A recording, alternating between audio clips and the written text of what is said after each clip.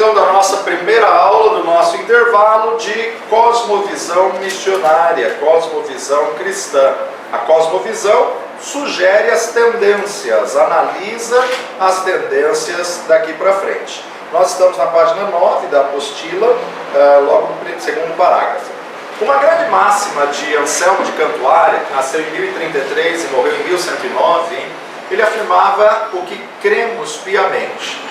Não estudamos para crer, estudamos porque cremos. Então, a fé vem pelo ouvir e ouvir pela palavra de Deus. Nós cremos e aí estudamos o respaldo da nossa fé. O cristão ele deve ser alguém com uma mentalidade diferente. Não é atrasado, não é antiquado, mas com uma mentalidade aberta pela palavra de Deus, cuja postura diante da vida difere em toda a sua extensão daquele que não tem a mente de Cristo. Se não for assim, então o cristianismo não será algo realmente fundamental. Precisamos destacar os dois mais importantes momentos da história, que são as duas fontes as mais importantes do evangelicalismo: a igreja primitiva e a reforma protestante. Então, quando nós observamos a igreja primitiva, na verdade, foi a base, na verdade, foi o fundamento, foi como tudo começou. A igreja primitiva é exatamente Atos dos Apóstolos, capítulo 2. O que acontece? Antigo Testamento não se tinha igreja. Nós temos que entender esse panorama aqui, olha. A Trindade sempre existiu: Deus Pai, Deus Filho e Deus Espírito Santo. No Antigo Testamento, a eminência é de Deus Pai. Deus criou todas as coisas, Ele é o Criador. Mas no Antigo Testamento, o Filho era o Verbo, o Filho era a palavra que saía da boca de Deus. Disse Deus: haja luz, e houve luz. No Antigo Testamento, o Deus Espírito Santo era o Espírito do Senhor. O Espírito do Senhor. A palavra, o Verbo, estava sempre na boca de Deus. O Espírito do Senhor estava sempre junto. Então nós tínhamos a Trindade no Antigo Testamento. Só que o Antigo Testamento, Deus estava formando uma esposa para si. Uma esposa para si. E Ele escolheu como esposa Israel. Tanto é que a figura de Oséias ir buscar a esposa, a figura de Oséias de ir à zona de prostituição, resgatar a sua mulher, comprar a sua mulher, pagar a sua mulher, e essa mulher, na verdade, cada vez se voltava mais para o mundo, cada vez se voltava mais aos braços do amante. Por que Deus permite isso com o profeta? Para mostrar à nação o que a nação estava fazendo com Deus. Para mostrar à nação que ele se doava, se entregava à nação, ou seja, a amizade com o mundo, né, Oséias e Gomer, a amizade com o mundo é adultério para com Deus. E Gomer cada vez mais se voltava para os amantes do mundo, e Oséias ia, resgatava, ia, comprava, ia trazer. Agora, ele está num período de lei, e num período de lei, aquele que se deita com a prostituta, prostitui-se com ela. Era para ele ter sido apedrejado junto com Gomer. Só que Deus permite essa situação toda para mostrar o que Deus estava fazendo com a nação de Israel. Agora, a partir do momento que houve esse casamento do Deus Pai com a nação de Israel, casou-se, gerou um filho. Quem é o filho? O Verbo se tornou o Filho. O Pai enviou o Filho ao mundo. Agora, o Filho vem ao mundo para quê? Para procurar uma esposa. O Filho vem ao mundo para escolher uma noiva. Quem é a noiva? A igreja. A partir do momento que Jesus ressuscitou, até o próprio judeu que se converteu e aceitou Jesus como Senhor e Salvador, não é mais a esposa do Deus Pai. Agora é a igreja do Senhor Jesus Cristo. Agora é a noiva do Cordeiro. Então houve uma mudança, houve uma transformação. Então aí o que acontece? A igreja primitiva, ela começa em Atos 2. Quando o noivo vai subir aos céus, ele dá uma ordem: ficai em Jerusalém, até que do alto sejais revestidos de poder. Aguarda lá em Jerusalém 10 dias, sobe num quarto alto, que era o cenáculo, uma sala no segundo andar, sobe no quarto alto e fiquem lá, até serem revestidos. Jesus sobe no 40º dia. Eles ficam 10 dias, dá 50. 50 dias, Pentecostes. Então, aonde a igreja é inaugurada? No cenáculo, em Pentecostes. Até Jesus subir, ele está planejando a igreja, ele está projetando a igreja. Jesus viveu num período da lei. Mateus, Marcos, Lucas e João é lei. Mateus, Marcos, Lucas e João ainda é dispensação da lei. Jesus viveu nesse período da lei e manteve-se nesse período da lei e foi, na verdade, julgado segundo a lei. Aí nós observamos que ele vai subir aos céus e ele inaugura a igreja. E aí então, olha só, Atos capítulo 2. Cumprindo-se o dia de Pentecostes, estavam todos reunidos no mesmo lugar. De repente, veio do céu um som. Não é um vento, mas é um som. Som de um vento. Um som de um vento veemente, impetuoso, e encheu toda a casa em que estavam assentados, o cenáculo. Foram vistas por eles línguas repartidas como que de fogo, as quais pousaram sobre cada um deles. E todos foram cheios do Espírito Santo e começaram a falar em outras línguas, conforme o Espírito Santo lhes concedia que falassem. E em Jerusalém estavam habitando judeus, varões religiosos, de todas as nações que estão debaixo do céu. E correndo aquela voz, ajuntou-se uma multidão e estava confusa, porque cada um os ouvia falar na sua própria língua. E todos pasmavam e maravilhavam-se, dizendo uns aos outros: pois que não são galileus todos esses homens que estão falando? Como, pois, os ouvimos cada um na nossa própria língua em que somos nascidos? Partos, medos, elamitas, os que habitam na Mesopotâmia, e Judéia, e Capadócia, Ponto, Ásia, Frígia, Panfilha, Egito e partes da Líbia, junto a Cirene, e forasteiros romanos, tanto judeus como prosélitos, como os ouvimos falar na nossa própria língua. Não é que eles estavam falando na língua deles, é que eles ouviam tradução simultânea. Cretenses, árabes e todos temos ouvido em nossas próprias línguas falar das grandezas de Deus. Todos se maravilharam e estavam suspensos, dizendo uns aos outros: que quer isso dizer? E outros zombando diziam: estão cheios de mosto, estão bêbados, embriagados. Aí se levanta Pedro, o discurso de Pedro. Pedro, porém, pondo-se em pé com os 11, levantou a voz e disse-lhes: varões judeus e todos os que habitais em Jerusalém, seja-vos isso notório, escutai as minhas palavras. Estes homens não estão embriagados como vós pensais, sendo essa a 3ª hora do dia, mas isso é o que foi dito pelo profeta Joel: e nos últimos dias acontecerá, diz Deus, que do meu espírito derramarei sobre toda a carne, e os vossos filhos e as vossas filhas profetizarão, os vossos jovens terão visões e os vossos velhos sonharão sonhos. E também do meu espírito derramarei sobre os meus servos e as minhas servas naqueles dias, e profetizarão. Farei aparecer prodígios em cima no céu, e sinais embaixo na terra, sangue e fogo e vapor de fumaça. O sol se converterá em trevas, a lua em sangue, antes de chegar o grande e glorioso dia do Senhor. Observa que esses sinais são os mesmos sinais escatológicos. São os mesmos sinais que hão de acontecer antes da vinda do Senhor.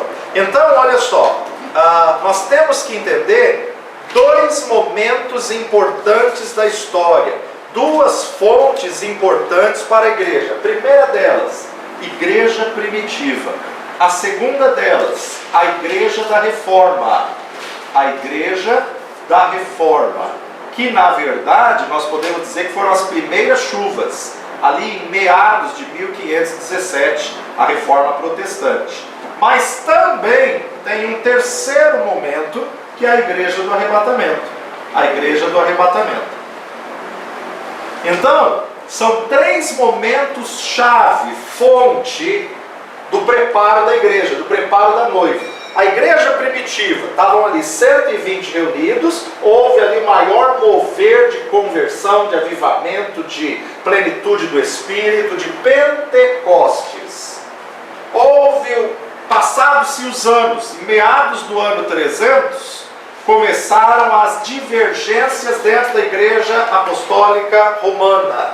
Começaram as indulgências, começaram aí se afastar da verdade, se desviaram da verdade, que hoje é chamada da Era Negra da igreja, o período negro da igreja, quando na verdade ninguém lia a Bíblia. Por quê? Porque a Bíblia estava confinada nos mosteiros, e aí todo mundo engolia o que o Papa falava, o que o padre falava, era lei. O livro da capa preta diz isso, ninguém tinha como comprovar se realmente diz.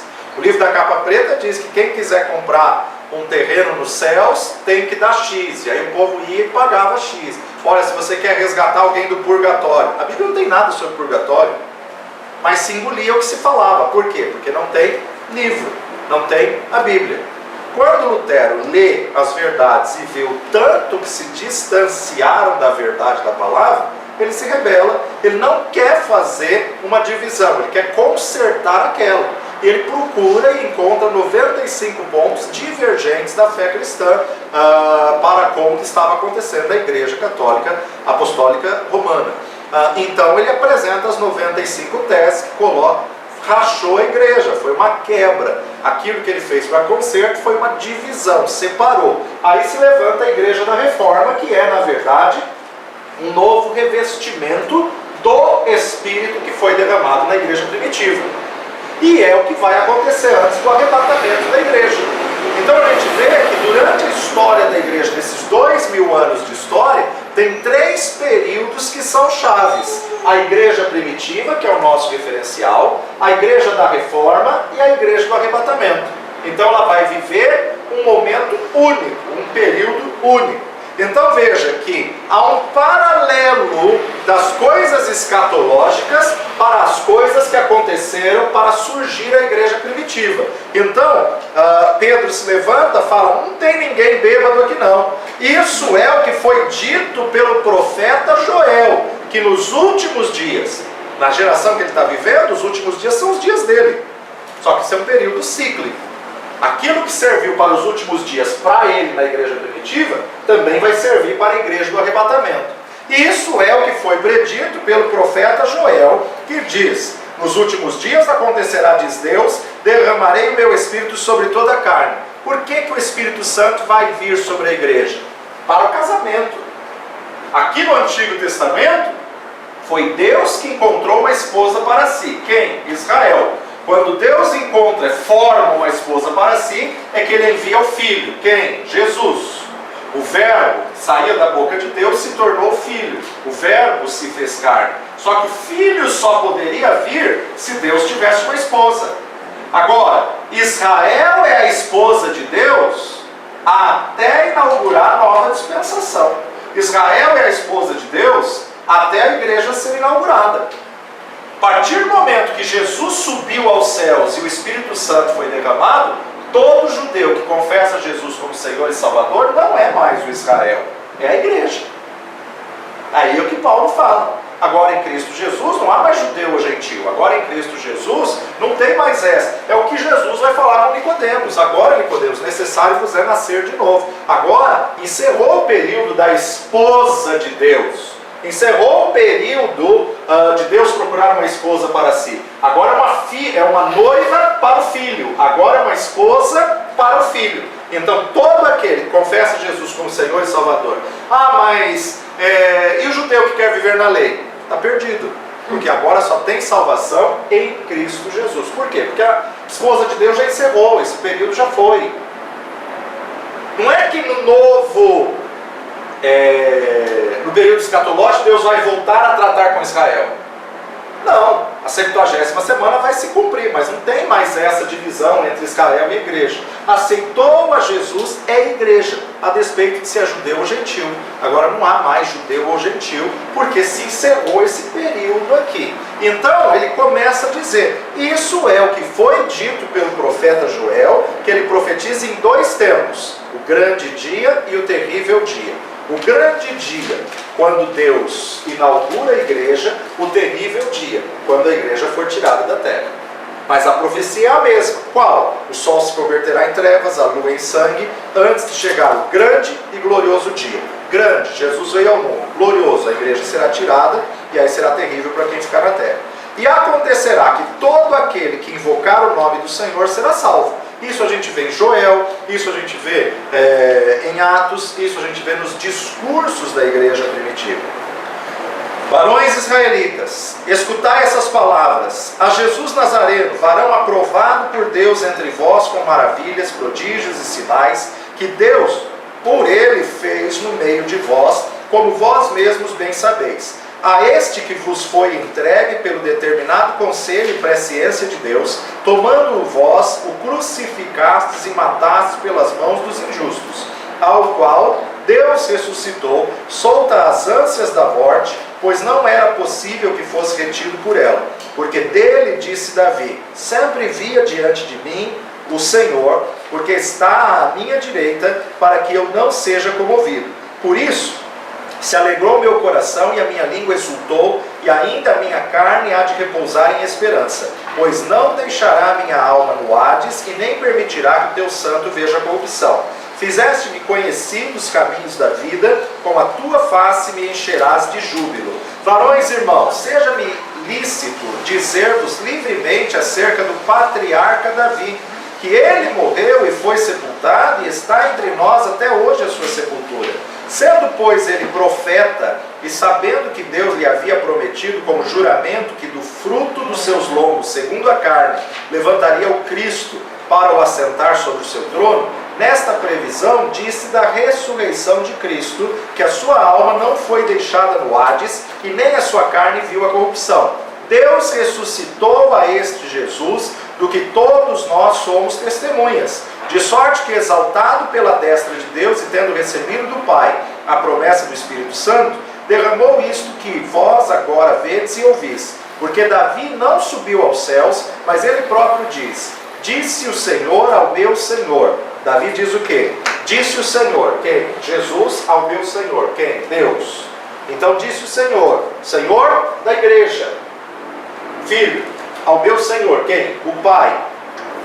Disse o Senhor ao meu Senhor, assenta-te à minha direita. O Pai diz ao Filho, até que eu ponha os teus inimigos por escabelo de teus pés. Saiba, pois, com certeza, toda a casa de Israel, que a esse Jesus, a quem vós crucificastes, Deus o fez Senhor e Cristo. Ouvindo eles isto, compungiram-se em seu coração e perguntaram a Pedro e aos demais apóstolos, que faremos, varões irmãos? E disse-lhes Pedro, arrependei-vos e cada um seja batizado em nome de Jesus Cristo para perdão dos pecados, e recebereis o dom do Espírito Santo. Porque a promessa vos diz respeito a vós, a vossos filhos e a todos os que estão longe, a tantos quanto Deus nosso Senhor chamar. Inauguração da igreja primitiva. E com muitas outras palavras isso testificava e os exortava, dizendo, salvai-vos desta geração perversa. De sorte que foram batizados os que de bom grado receberam a sua palavra. Naquele dia agregaram-se quase 3.000 almas. Avivamento. derramar do Espírito, convencimento de pecado, arrependimento, um novo ciclo que vai se repetir aqui nessa era da igreja do arrebatamento. Nós vamos ver conversões como nunca, nós vamos ver um derramar do Espírito como nunca. Por quê? Aqui foi a chuva temporã, aqui vai ser a serôdia. Então, as maiores chuvas, maiores conversões, o maior número de crescimento vai ser na igreja do arrebatamento. Veja, salvai-vos dessa geração perversa. De sorte foram batizados quase 3.000 almas. Perseveravam na doutrina dos apóstolos e na comunhão e no partir do pão e nas orações. O que resgatou? Temor. Em cada alma havia temor e muitas maravilhas e sinais se faziam pelos apóstolos. Todos os que criam estavam juntos e tinham tudo em comum. Vendiam as suas propriedades e fazendas e repartiam com todos, segundo cada um tinha necessidade. E perseverando unânimes todos os dias no templo e partindo o pão em casa, comiam juntos com alegria e singeleza de coração, louvando a Deus e caindo na graça de todo o povo. E todos os dias acrescentava o Senhor à igreja aqueles que se haviam de salvar. Então a gente observa aqui exatamente dois momentos importantes, que vai entrar o terceiro. Primeiro, a igreja primitiva, a reforma da igreja, mas que vai se assimilar à igreja do arrebatamento. 3 períodos aonde, na verdade, a gente começa aí a observar que estamos praticamente meados, aproximadas datas, tudo bem que a gente está em 2021, mas se você colocar aqui 10 jubileus, daria 2017. 10 jubileus da Igreja da Reforma, 10 períodos de 50 anos. Tá? Então, meados aí, a gente está em 2021, mas a gente tem aí essa geração, esse período interessante do período da Reforma Protestante. Agora, será que a igreja precisa de uma nova reforma?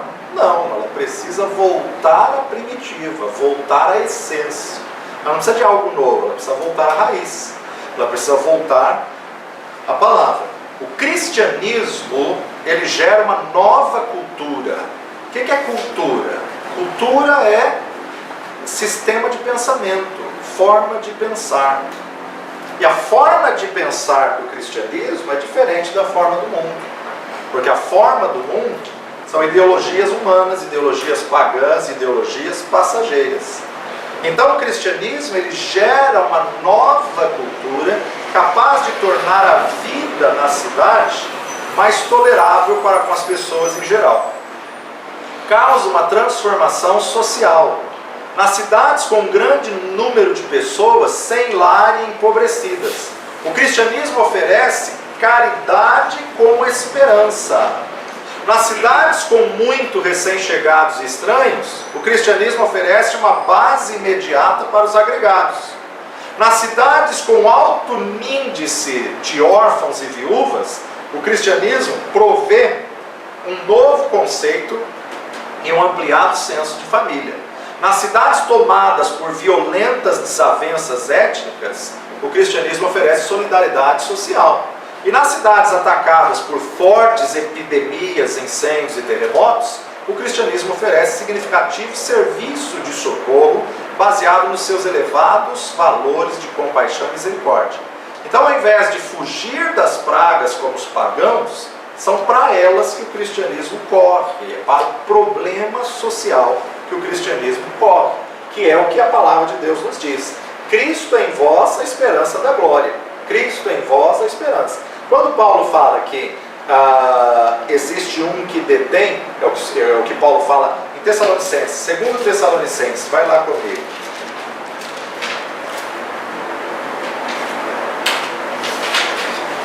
Segundo Tessalonicenses, capítulo 2.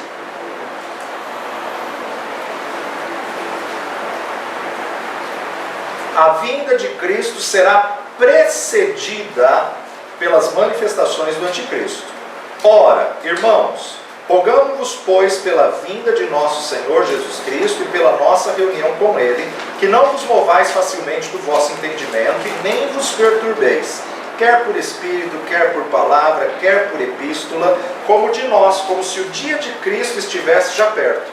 Ninguém de maneira alguma vos engane, porque não será assim sem que antes venha a apostasia e se manifeste o homem do pecado.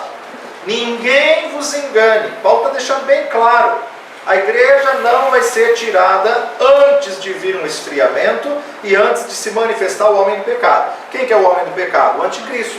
A igreja não vai ser tirada da terra enquanto não for revelado o anticristo. Agora veja o que Paulo está dizendo. Antes que se manifeste o homem do pecado, o filho da perdição, o qual se opõe e se levanta contra tudo que se chama Deus ou se adora, de sorte que se assentará como Deus no templo de Deus, querendo parecer ser Deus. Então, o templo tem que estar reconstruído. Então, ainda o que falta para o tempo do fim? A reconstrução do templo. E esse templo tem que ser em Jerusalém. Vocês viram o paralelo da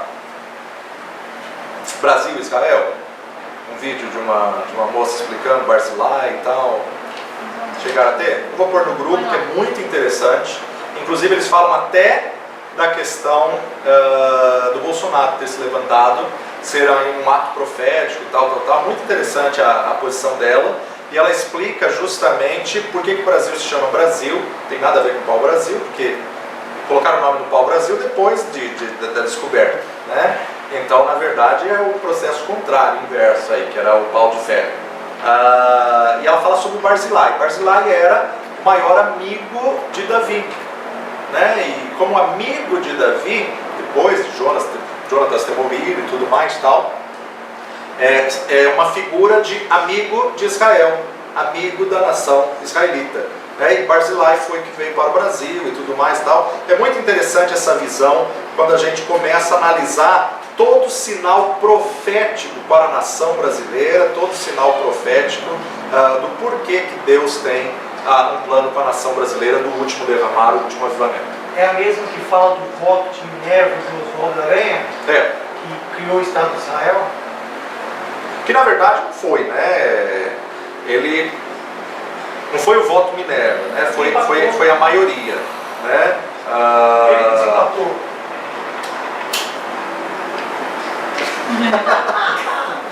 Em Israel a gente aprende que não. Mas a contribuição da forma de levar ao Senado e a votação foi dele. Foi ele que articulou, deu de presente uma passagem de final de semana para todos que eram contra viajar, passear e etc e tal. E aí naquele final de semana ele fez a votação.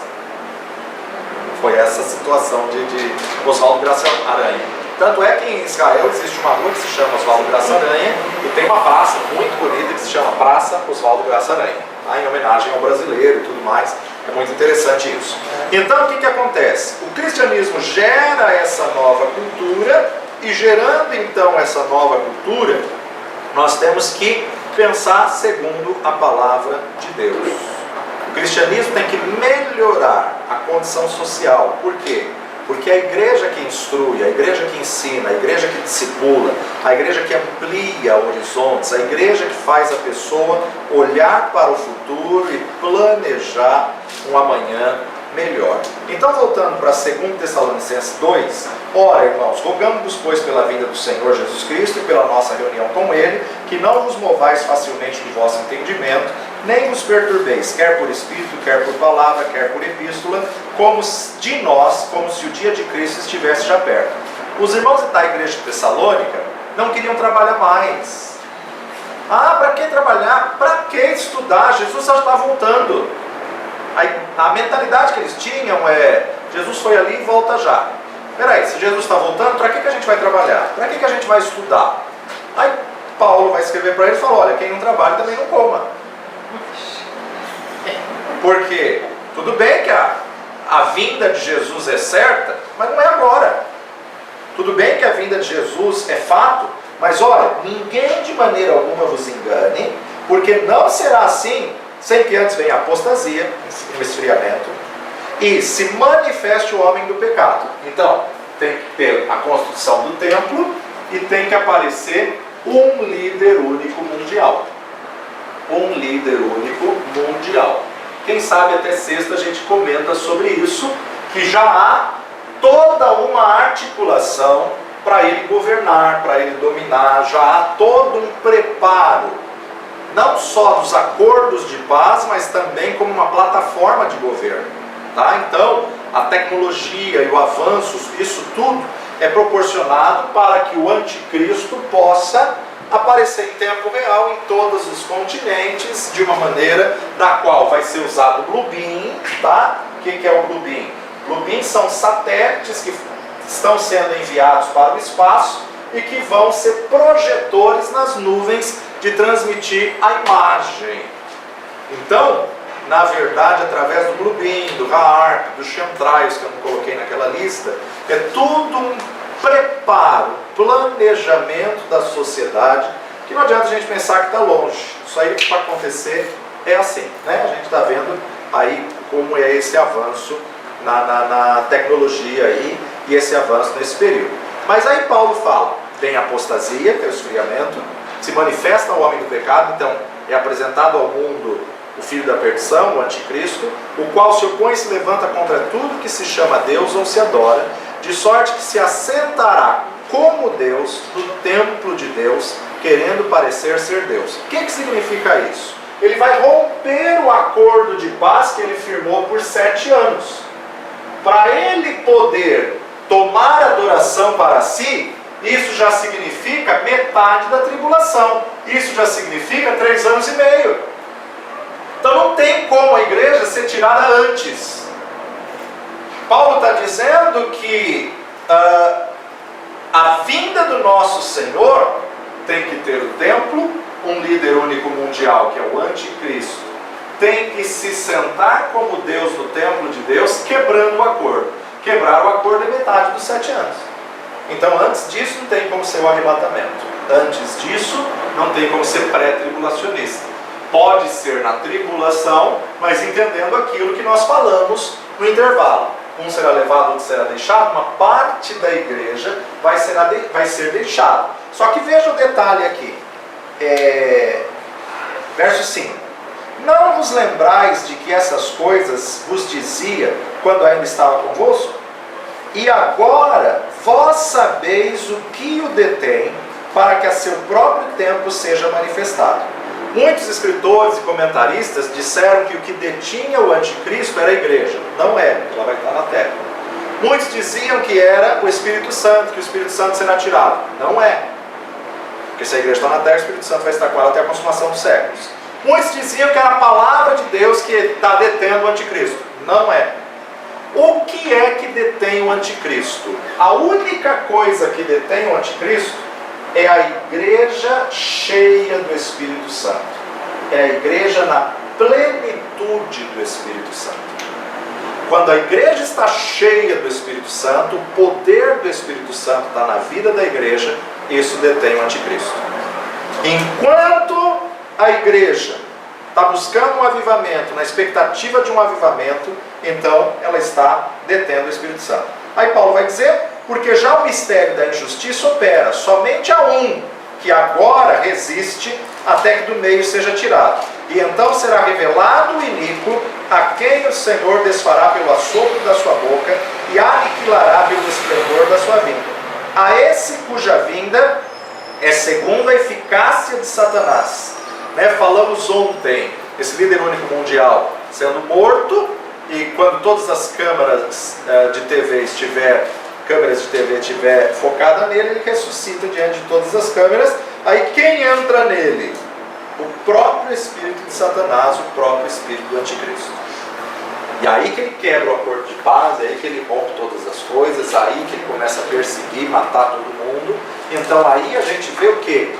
Junta com tudo aquilo que nós já falamos de transhumanismo, humanoides, de IA, inteligência artificial, mistura isso tudo e vai ser uma pessoa sem sentimento, sem temor, uma pessoa violenta, brutal, onde verdadeiramente a gente não vai estar aqui na terra para ver esse período, se estivermos firmados com Cristo e cheio do Espírito Santo de Deus. A esse cuja vinda e eficácia será de Satanás, com todo poder e sinais de prodígios de mentira, e com todo engano da injustiça para os que perecem, porque não receberam o amor da verdade para se salvarem. E por isso Deus lhes enviará a operação do erro, para que creiam a mentira, para que sejam julgados todos os que não creram a verdade, antes tiveram prazer na iniquidade. Mas devemos sempre dar graças a Deus por vós, irmãos amados do Senhor, por vos ter Deus elegido desde o princípio para a salvação, em santificação do Espírito e fé da verdade, para o que pelo nosso Evangelho vos chamou, para alcançardes a glória de nosso Senhor Jesus Cristo.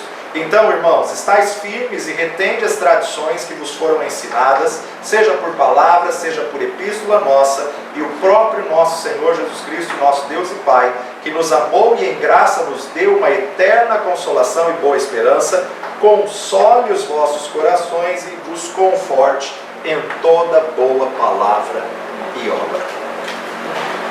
Muitos querem dizer evangélicos, mas estão satisfeitos com o evangelho incompleto, uma reprodução deficitária da fé cristã, vivendo por meio de um evangelho pequeno, inferior, inacabado em sua extensão, truncado ou medíocre.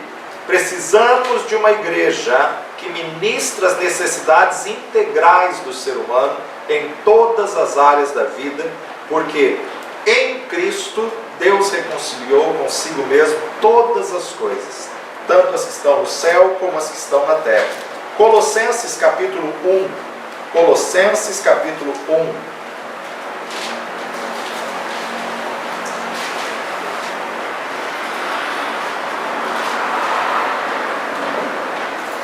Versículo 16 a 20. Porque nele foram criadas todas as coisas que há nos céus e na terra, visíveis e invisíveis, sejam tronos, sejam dominações, sejam principados, sejam potestades, tudo foi criado por ele e para ele. E ele é antes de todas as coisas, e todas as coisas subsistem por ele. E ele é a cabeça do corpo da igreja, é o princípio, o primogênito dentre os mortos, para que em tudo tenha preeminência, porque foi do agrado do Pai que toda a plenitude nele habitasse, e que havendo por ele feito a paz pelo sangue da sua cruz, por meio dele reconciliasse consigo mesmo todas as coisas, tanto as que estão na terra, como as que estão nos céus. O que importa antes se queremos ser o que devemos ser. A importância de nós realmente sermos aquilo que Deus quer que nós sejamos.